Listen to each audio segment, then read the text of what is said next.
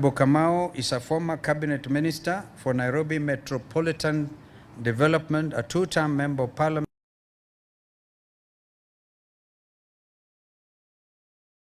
and a man who served as national vice chairman of the Party of National Unity, that's PNU, and principal negotiator for the alliance that once governed this country. Honorable Kamau has spent 30 years building coalitions, balancing budgets, and holding fractious political houses together under pressure.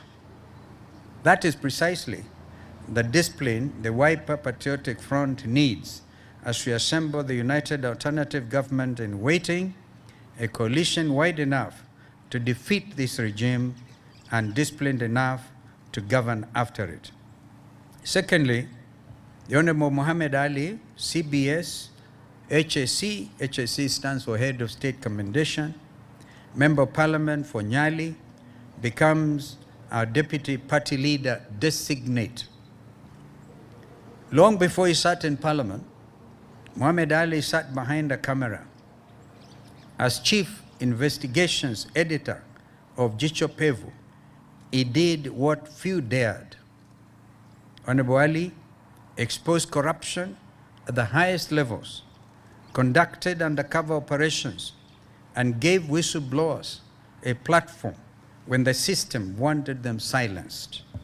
That instinct to expose rather than conceal, to serve rather than to extract, has not left him up to today. And I think, as I talk of Honorable Muhammad Ali, Jicho Pevu, I'm talking to you members of the Fourth Estate. You can do it, just like he has done it. As chairman of the Finance Committee of the Parliamentary Service Commission, Honorable Ali guards public funds with the same discipline he once brought to investigative journalism. He was ranked first in the Coast region and 10th nationally as best performing member of parliament. Through the Muhammad Ali Foundation, he has built scholarship programs, conducted free medical camps in marginalized communities, and provided mobility solutions for persons living with disabilities. Honorable Ali brings not only the Coast region, but a younger generation of hard-working Kenyan leaders who want to live in a country that respects and rewards integrity over patronage into the very heart of this party's leadership. Therefore, becomes the first among equals, my immediate deputy party leader. And he brings a name that this regime cannot buy and will not intimidate. Njiru becomes the party's first spokesperson, a new office created for a new season of struggle. Njiru, even as we speak, is not here. He's in court trying to get out our nominated member of parliament from Makueni County, Honorable Kana, who was arrested and by a fleet of 10 Sumbaros yesterday out of Matiliko. Spent the whole night being driven all over the place. And so we do not even know whether he's at Milimani or whether they're taking him to Kibera. And they're what he does very well, standing for dignity and justice of every Kenyan. Njiru, as I said, is a constitutional advocate of the High Court, constitutional lawyer, admitted to the bar in 2011, and advocates who has spent his career standing between ordinary citizens and the arbitrary exercise of power. Kilindengwa has stood in the impeachment corridors of this country and stood beside young Kenyans arrested for exercising their constitutionally guaranteed rights. He has stood for members of parliament unlawfully detained. As I said, he's even exactly doing that now. Ndegwa will now stand at the podium of the Wiper Patriotic Front and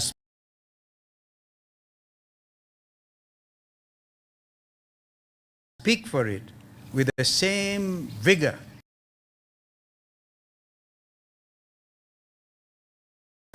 he has brought to every courtroom he has entered.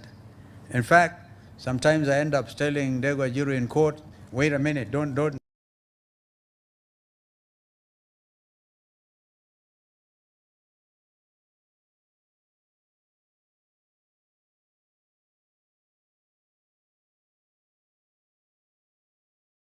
A man of proven integrity and a defender of the rule of law. Each of them a perfect fit for a party whose only agenda is to kukomboa Kenya, to literally rescue this country. Wazalendo wenzangu, we are not only working hard, we are working smart. And that is why you see these new appointments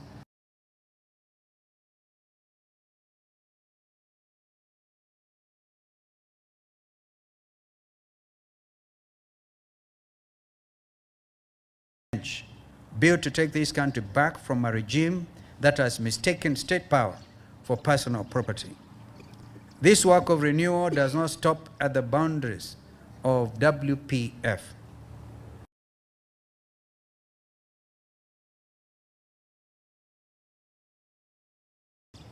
August forward consultations that will knit this opposition into one credible front.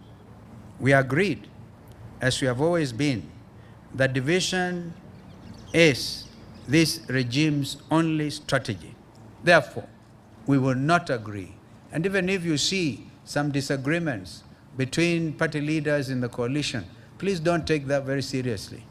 Yeah, we are united because we know if we divide the opposition, William Ruto, a terrible, terrible thing for this country. Those engagements continue, and they will not stop until every party and every leader who stands against captured governance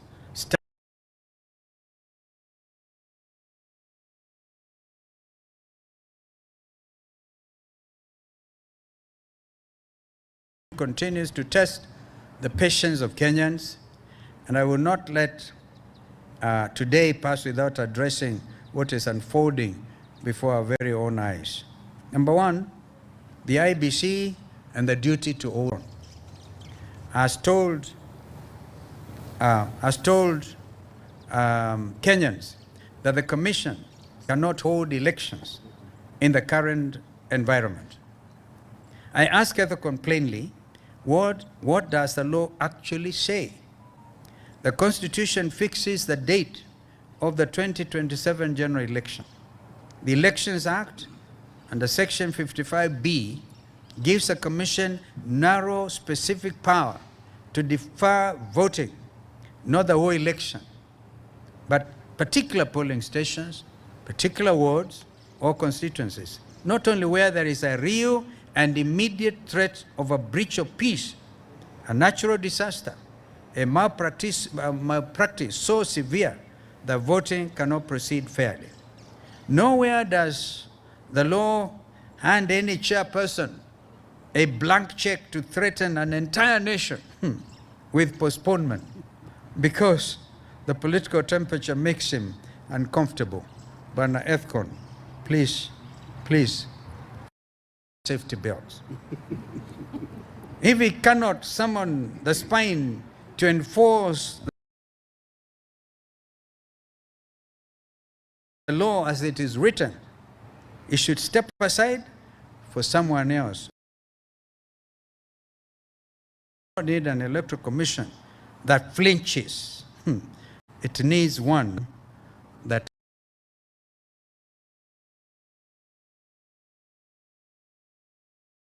counts.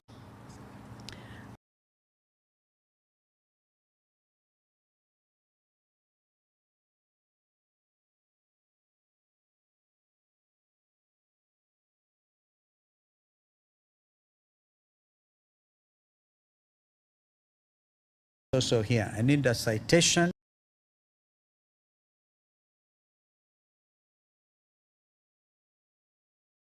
But I know it.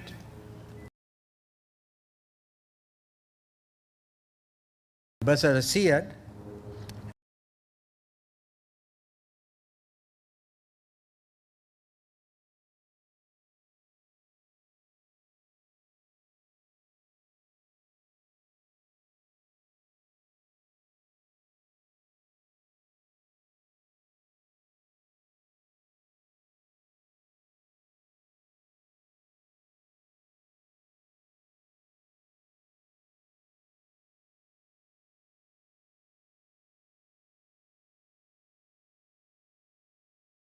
um,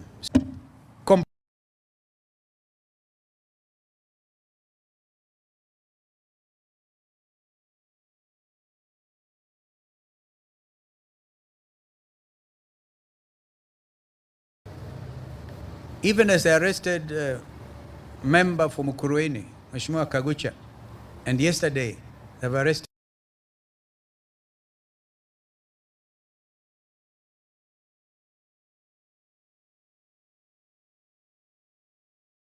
of the law as they see it. But we remain, because some of these things are simple misdemeanors. When Kagucha says to tutafuata chini ya kitanda, is it practical? Ask yourself, is it even practical? And when Kana says, it talks about spears, Kampas don't carry spears. It's the Maasais who do so. So you see. So I'll go back now to agenda, my point number 2, the demeaning spectacle of state practice that should shame any government claiming to serve its people. Kenyans lined up like school children, women in one queue, men in another, the youth in a third, to receive handouts from this regime's agents. And by the way, it was Mr. William Ruto who started this practice of very demeaningly asking people to line up to be given long queues. I saw one a week ago near my village, a place called Tremua, where his agents were there asking people to line up. They line up, they're given 100 shillings, 100 shillings, or 200 shillings, as the case may be. Can you imagine what that does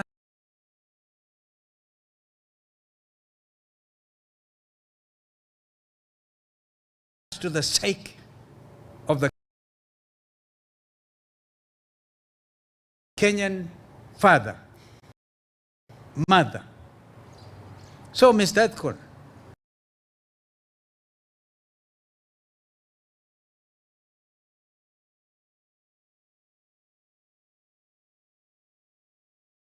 be bribing people openly. That is not the Kenya we want, for sure. But that practice was started by Mr. Ruto when he was actually campaigning to become president. This is not development.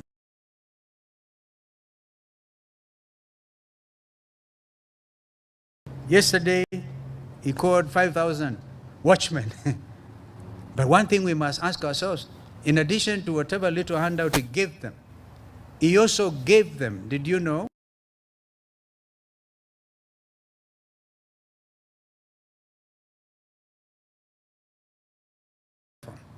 what do you call that? Pre-rigging. We know that some of them will hand over those telephones, those mobile telephones, because they have conscience and they will not sell their country. So the whole world is watching you, Mr. Ruto, as you try to undermine the outcome of the next electoral contest.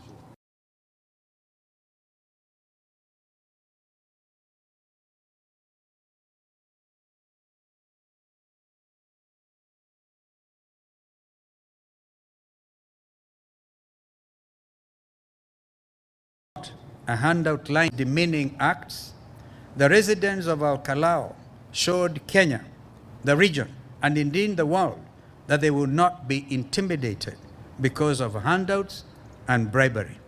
They showed all of us that one term is not only possible, but actually it is inevitable. On Ruto's call to have a conversation about 2060. And as I said in Embu, before you go to 2060, we are in 2027. We have 3 years to Vision 2030 conclusion. There are important milestone projects that President Kibaki, who promulgated this very consultative process. If you talk to President Uhuru Kenyatta, he was then the leader in the opposition. Peter Nyang' was a minister for planning. Mr. Henry Kinyua was a PS Treasury. And after Cabinet passed that resolution to come up with Vision 2030, they had to consult properly with the opposition.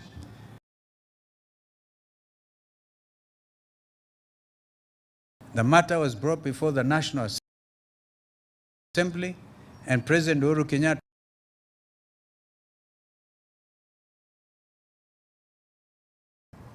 we have flagship projects, one of which is the High Ground Force, meant to give this country 750 megawatts of electricity.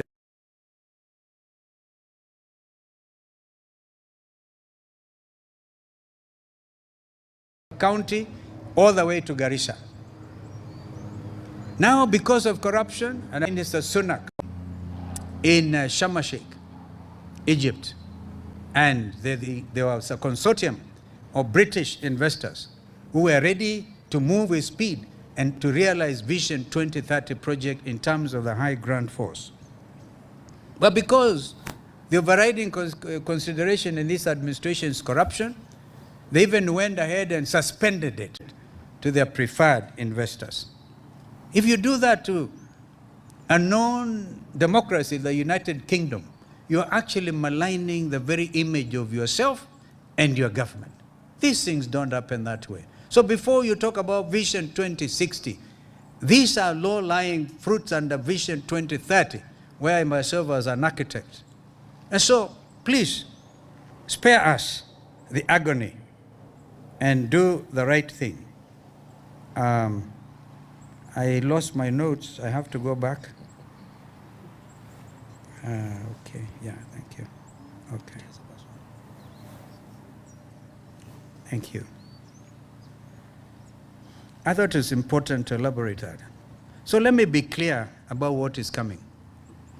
The only conversation Kenyans will have that matters is the one they will only have on August 10 next year at the ballot. After that, Kenyans will sit and take stock of where we are. It will still be 3 years to the end of Vision 2030. Every other conversation this regime tries to force upon us is a red herring invented to distract Kenyans from the cost of living crisis, the jobs that never came, and the debt our children will spend their lives repaying. We will not be distracted. Let me let you have a secret. When Mr. William Ruto wanted to appoint the new cabinet after the Gen Z revolt, remember he dissolved his cabinet. Mr. William Ruto consulted with the late brother Raila Odinga, and Raila invited me to a conversation he had with Mr. Ruto. And one of the things that they discussed within my hearing was Raila's clarion call, telling Mr. Ruto, please go ahead and form your half cabinet. We want a national conversation. And as Azimio la Umoja One Kenya, when we are through with that conversation, we will give you the names of our half cabinet. Mr. Ruto did not wait for that to happen. He went ahead and now enticed the famous 4 experts, so-called experts, one by one, against the advice of our late brother Raila Odinga. That is the truth in the country we live in. I think that's what Mr. Ruto is now trying to remember. Oh, Raila wanted a national conversation. That's what he's trying to remember. It is too late. The conversation we all are waiting for is on 10th. Of course, the conversation continues about free, fair, democratic, credible election. We will not, as I said, be distracted. Mr. Ruto has heard us very clearly from this podium, from WPF headquarters, one term. One term. One term. One term. One term. You don't even deserve it, but we give it to you. One term. One term. Thank you, and God bless, and Komboa Kenya. Thank you so much. If you have any questions, I think it's only fair I can take them. I think that I can say one thing. We'll start with Ambassador Siad. Say 1 or 2 things. Accepted. Oh, he's here. Ambassador Siad. Ambassador Siad, one comment. You know you spoke there, but just let the media see your face You may have hata utatoa hiyo kofia kidogo wakuone. Thank you very much. Na tunakuambia Ijumaa Mubarak. Good Friday, by the way. Yeah. My name is Ambassador Siat Osman Ibrahim. I'm former mayor, former ambassador, former county secretary. I'm happy to be here. Party leader, thank you for appointing me. One term.